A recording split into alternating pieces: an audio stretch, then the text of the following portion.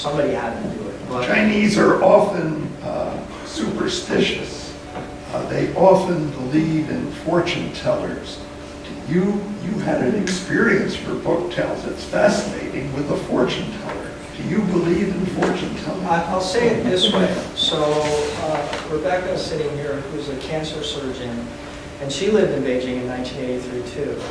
She sends her patients to a doctor of traditional medicine. So in that sense, I will say that I believe in aspects of that some might describe as superstition.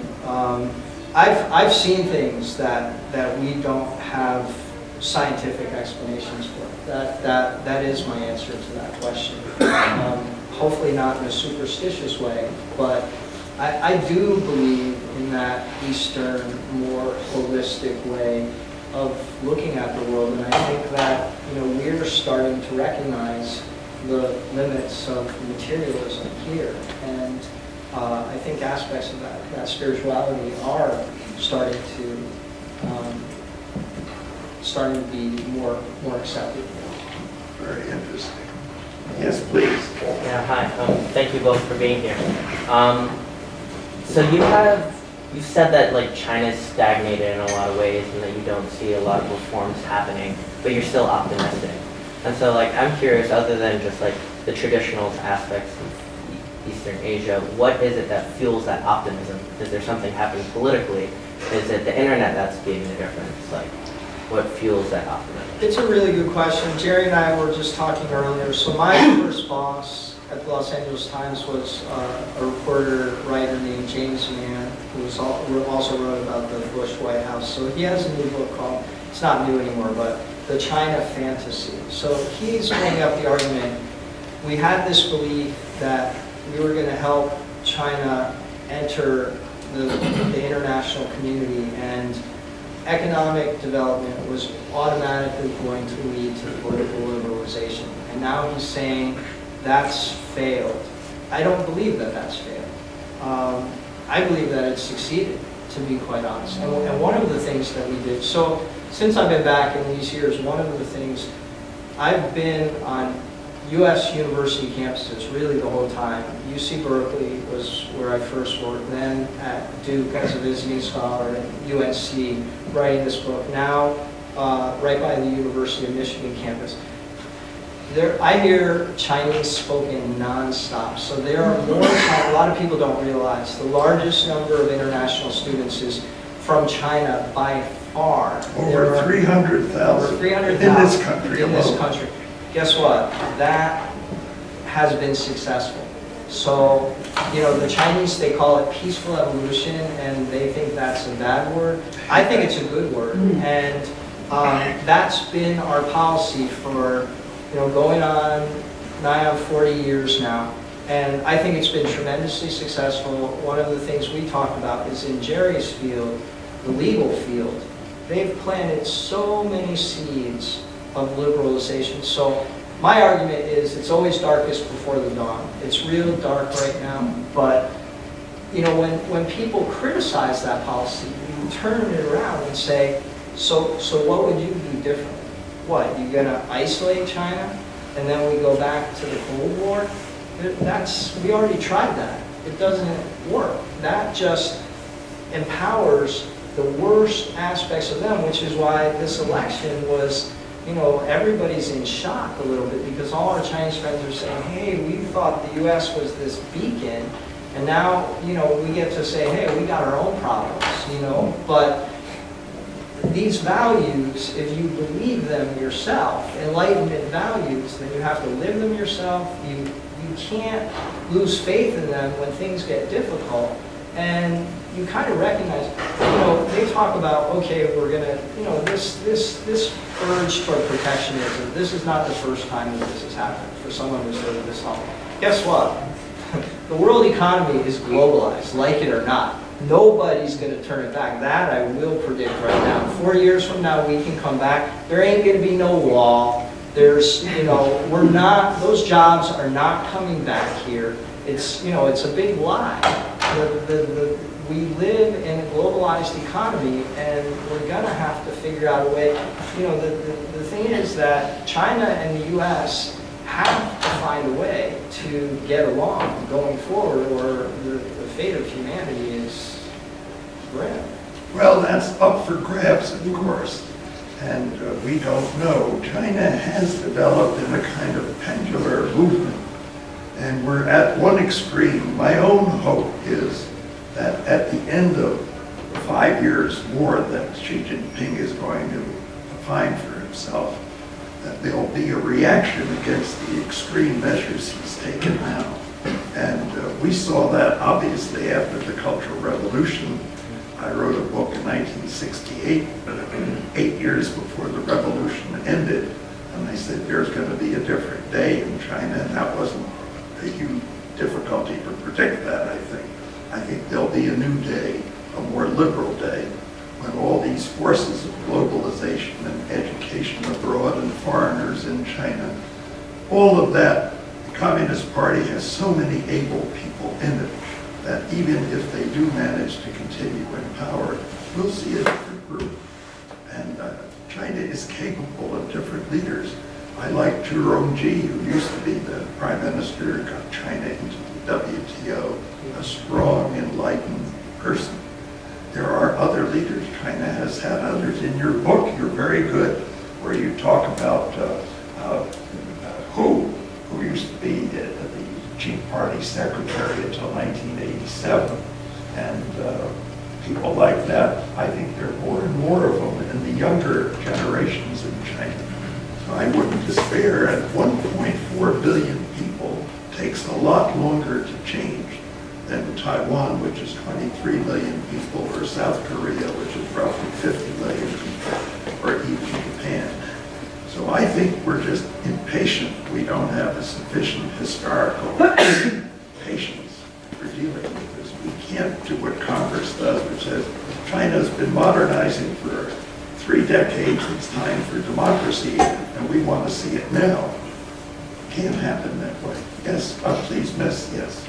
So right now in China, there are fewer and fewer students want to study journalism, and a couple of months ago, President Xi just said that all the media should 跟党性, like pledge their loyalty to our party. So, in your opinion, what do you think that this kind of limited freedom of speech kind of situation will influence the future of Chinese media, and what does it also mean for the foreign correspondents in China? Yeah, it's difficult. I mean, it doesn't, well, it has affected the foreign correspondents because they started denying people visas and made it very, very difficult. But, you know, there are plenty of foreign correspondents, so we're not the ones that have the hard time. The 1980s were really a golden era for Chinese journalism. Very early on in Shanghai, there was a publication called the World Economic Herald, and that was part of all that I did was follow in the footsteps. My role models were all Chinese journalists, and you know, what I say is the only reason they needed foreigners who could speak Chinese is because if any Chinese person tried what I did, they would have locked them up and thrown away the keys. So, but who really should be covering China is Chinese journalists. They can do it much better than us. And I think that's another aspect of things are just difficult right now. I think everybody understands that, yeah, I mean, my Chinese friends, I think some people are here, I took off my glasses so I can't see, but all the young students that I meet, I tell them all what my dad told me, which is go be a lawyer, because journalism is too difficult. You see, being a lawyer has its own difficulties. Of course. I should say, when my wife Joan, who's here somewhere, and I lived in Beijing 79 to 81, there were no lawyers in China. They had ceased to operate as of 1957-58 in the anti-rightist movement. And it wasn't until January 182 that lawyers were restored formally in China, and then it took quite a few years till they revived legal education. But now Chinese lawyers are extremely able. There are almost 300,000 of them, but they are not permitted to do their job in cases of any sensitivity. And there's a lot, that covers a lot of cases, but they are very capable people. Many of them, of course, as they say, some of my best friends are in jail now in China. Others have lost their right to practice law, they're under house arrest, and others can't go back to China because they'd be locked up immediately. The legal profession is an endangered species in China now if they want to do any rule of law activity. They just want to keep their nose clean and attract foreign investment and help China invest overseas. They can do that. Somebody, you had your hand up. Yes, please. My question concerns the GDP figures in China. So it's been known that they publish pretty inflated GDP figures. In fact, the Prime Minister has his own index. So I was wondering if you can create your own index, what factors would you look at? I think the general perception is GDP it's always an approximation, and there's no question that the Chinese economy is slowing. Nobody knows how slow. A lot of people are concerned that there's a bubble there now. Maybe our bubble, which burst in 2008, maybe a lot of that money flowed there. And you know, the news as of yesterday was, if you look, the Chinese currency has been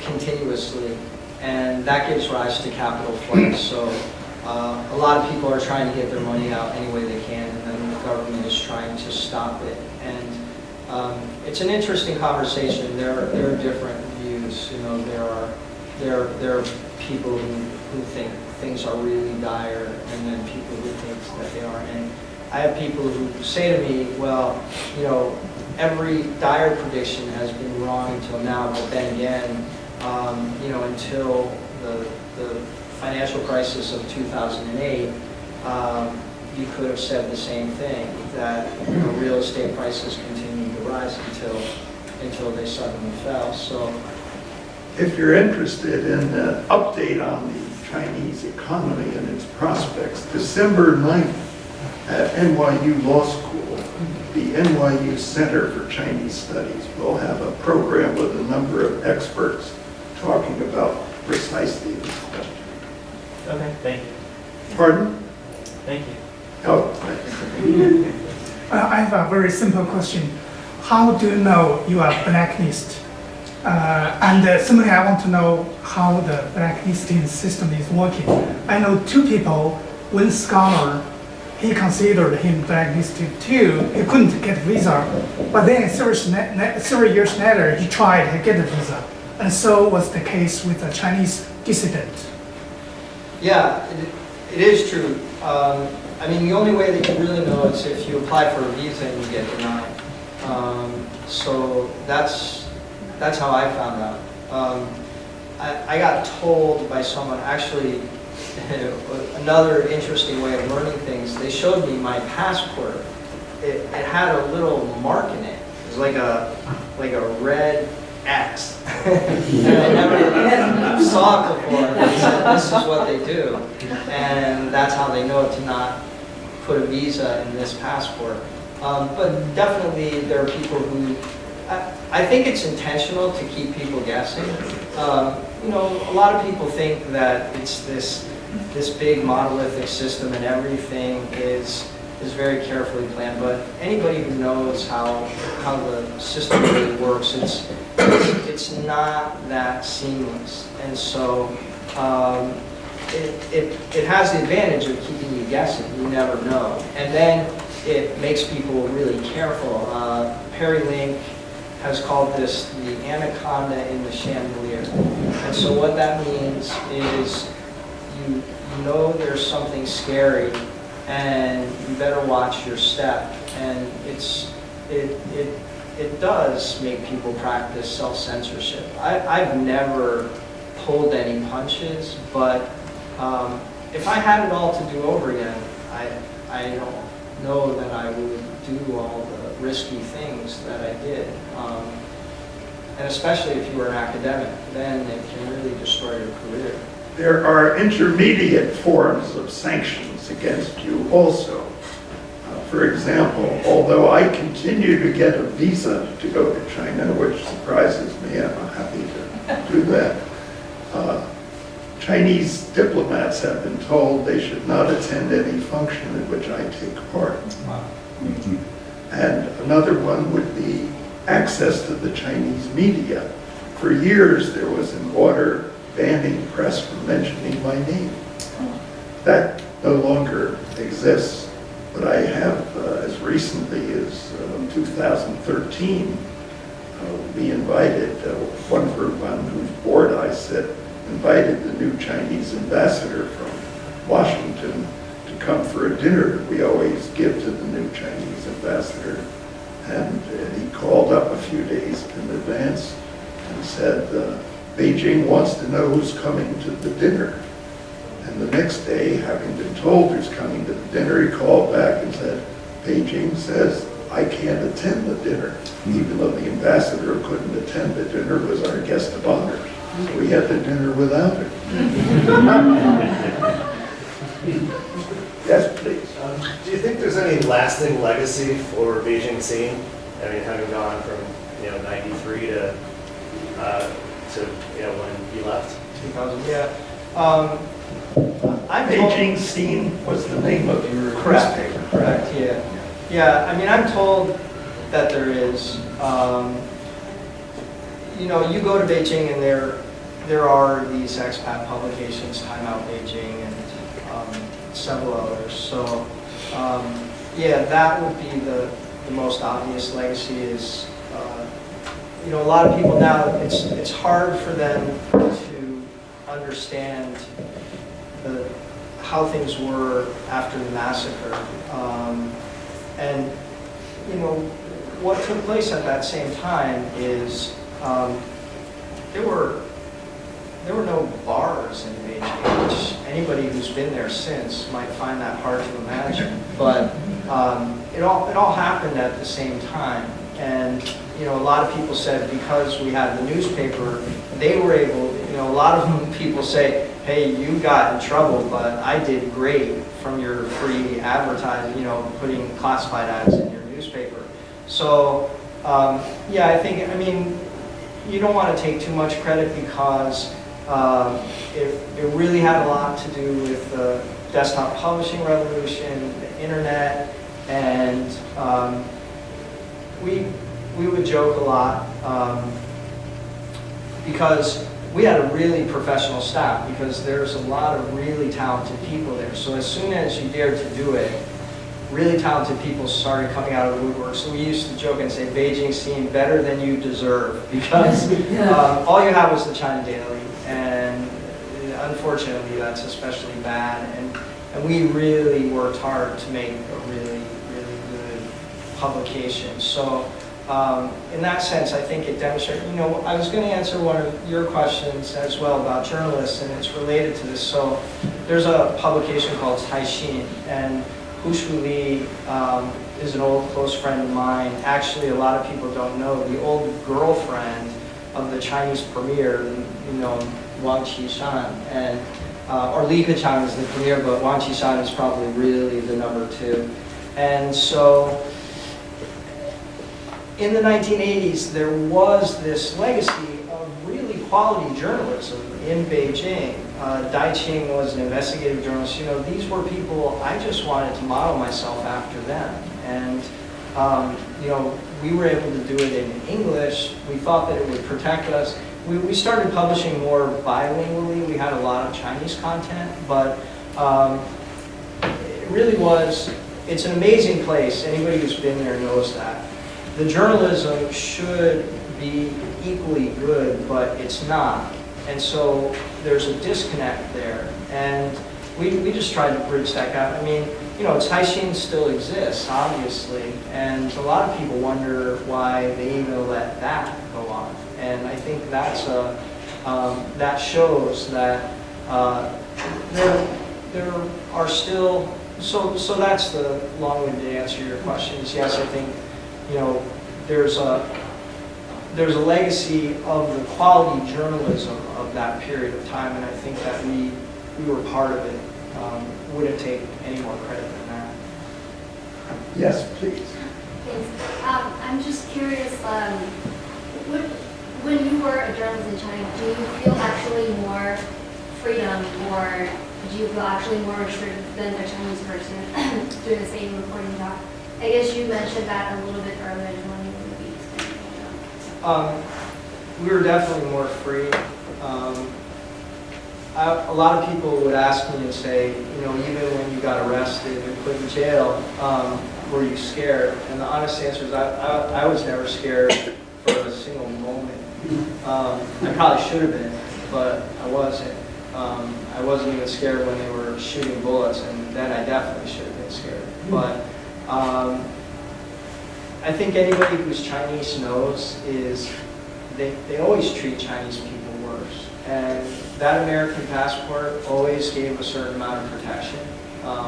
But it doesn't always protect Chinese who have American. No, you gotta have a non-Chinese face. That makes a big difference. And then, you know, for me, being able to speak Chinese, I always felt like I could talk my way out of trouble. Obviously, finally, I wasn't able to, but even then,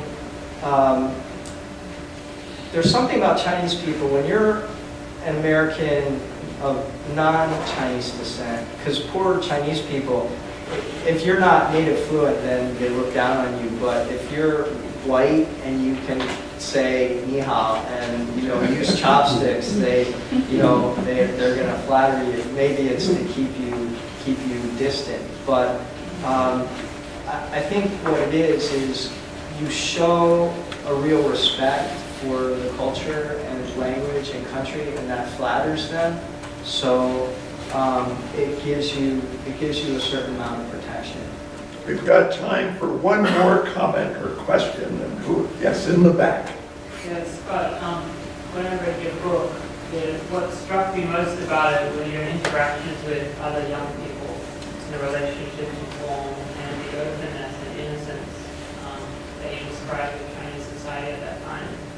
It seems, and I cannot speak from personal experience, but that is no longer there to the same degree, that there's a lot more distrust and cynicism in Chinese society.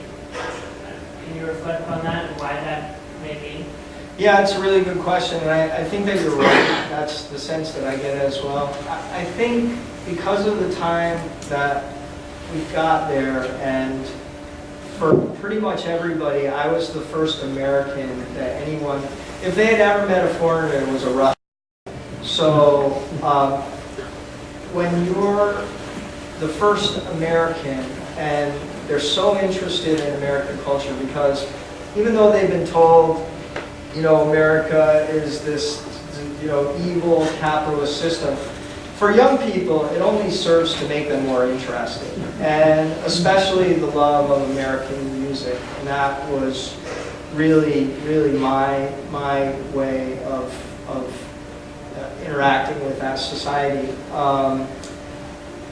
They were such natural relationships, and especially starting at the LA Times, I think I was probably 21 or 22. You know, and Chinese film was just getting started, and rock and roll. You know, I got to be close friends with Cui Jian.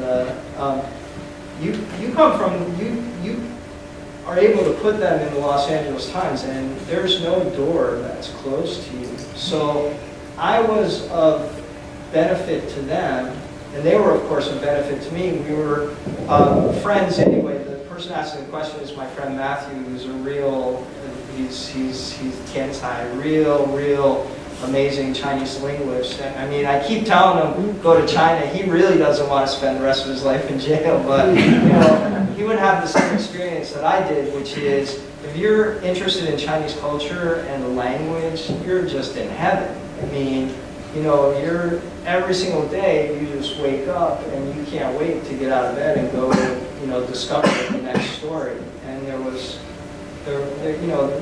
to cover that place, it's that old quote of, it was heaven to be alive in that time. Right. My wife had a similar experience, 1979 to 81, with Chinese artists going all over China. That's for another day. Don't miss this book. I'm urging Scott to do a sequel in the last 15 years. This is a very exciting read, and don't wait to see the movie.